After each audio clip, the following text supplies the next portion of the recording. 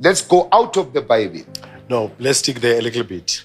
Remember, the Bible is written by the four school of thoughts. Okay. The Elohim school of thoughts, the Yahweh school of thought, the Deuterocanonical school of thought, and the priestly school of thought.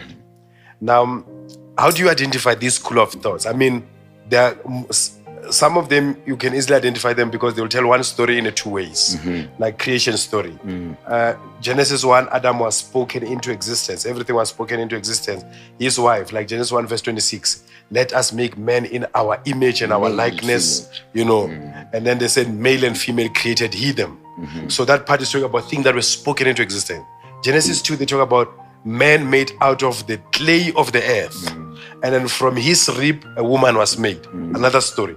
Because it's two schools of thoughts defining this. Now, the first school of thought is the Elohim school of thought.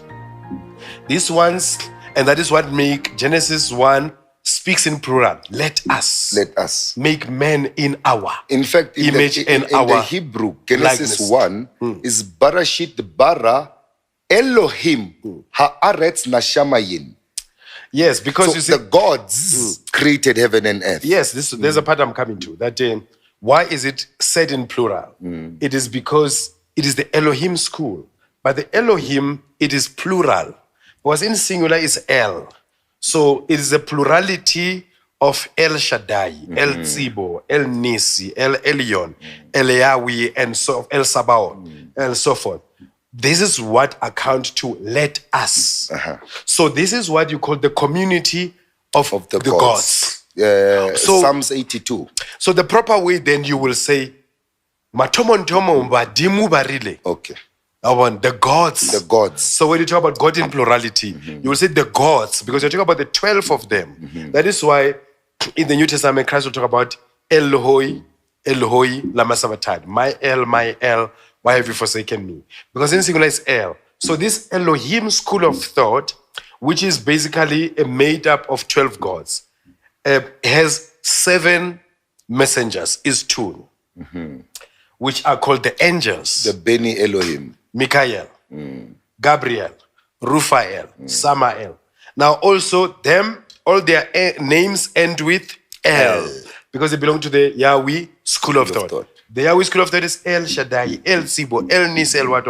And the angels, Michael, Gabriel, Raphael, and then their prophets also end with El, Daniel, Ezekiel. So this is the Elohim school. of thought. Now the Yahweh school will end with Yah. And then they say God is Yah. And it is why it's introduced when they introduce Yahweh or Jehovah or Jah. So will be Yahshua, Isaiah, Micah. You see it's Ayah in the end. It's another school of thought. Jeremiah. And then you have the Deuterocanonical school of thought. Is these ones who always say, the law of Moses said. Moses said if we find someone, they quote Moses all the time, the law of Moses. And that is why some theologian will tell you that of all the books of the Old Testament, the only book or the oldest book of the Old Testament is not Genesis, it's the book of Job. Because the book of Job is the only one who doesn't quote Moses, who doesn't make Moses as a frame of reference or a reference point, because he existed before Moses. But all these ones who existed after Moses, they make Moses as their reference. So that is the Deuterocanonical, which is basically in Swahili they say kumbukumbu la Torati, the remembrance of the Torah, the remembrance of the law. Then you have the other one, the priestly school, the Melchizedek, the Aaron, the Zadok, the Zedek, the priest of David, Solomon, father of John the Baptist. So these are the 4 schools compacted together, and they are responsible for the contradiction. Even the New Testament begin with the 4 schools that are contradicting themselves. They call themselves the Synoptic Gospels. Matthew, Mark, Luke, and John. It's 4 schools of thought. The 4 perspectives of Christ. Exactly. Why the 4 schools? Because these people are obsessed with the 4 cardinal points, north, south, east, and west. The cross. Understand? So if you go to the extra biblical books like that goes into Melchizedek, they'll tell that Melchizedek, or the Trinitarian, who are trying to prove that there was Christianity even in the Old Testament, they'll tell that Melchizedek took the bones of Adam, the Book of the Bee and the Cave of Treasures. Yes, the Metzafe Kufale and so forth.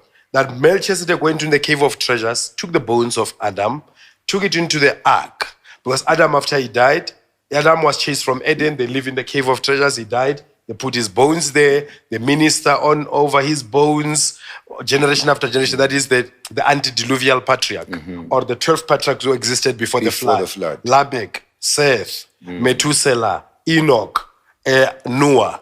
So that in the time of Noah, when he was told that the flood is coming, he went to the cave of treasures, took the bones, put them into the ark. Now, after the waters, after the flood, it was Shem and Melchizedek who took the bones of Adam and went to a place called Golgotha, which is why the reason they call it the skull, because the skull of all mankind, which is Adam, was buried there. So they said, when he reached there, he struck the earth. And it split in a form of a cross. Then he deposited the bone. That is why also the cross of Christ was planted there. He was crucified there. His blood went down to redeem Adam or baptize Adam. But this is now Christology. Christology. Yes. Christian mythology. Christian mythology. Because at the end of the day, it's still a myth. It's not real. It's not, no. In fact, I was in Israel a few years ago, and I visited the place called Golgotha. And when I asked the historians there, the best answer they could give me was, it's the Roman Catholics, it's the Roman Catholic Church who said this mountain, this happened, but the Romans were never in Israel. So if it's not here, it's somewhere. Now, if it's not here, it's somewhere. There is a problem there. It does not exist. You see, even a professor of Tel Aviv University in Israel, they tell you that these things, they were mythologies, they never existed. They never existed. Yeah. In closing, we'd like to take a short break, and we'll come back with another part. Now, maybe talk about a little bit more about the origins of Rastafari, where they come from, the history of Rasta, and how relevant is Rastafari in Africa and other African traditions. Do they work together? Do they contradict each other?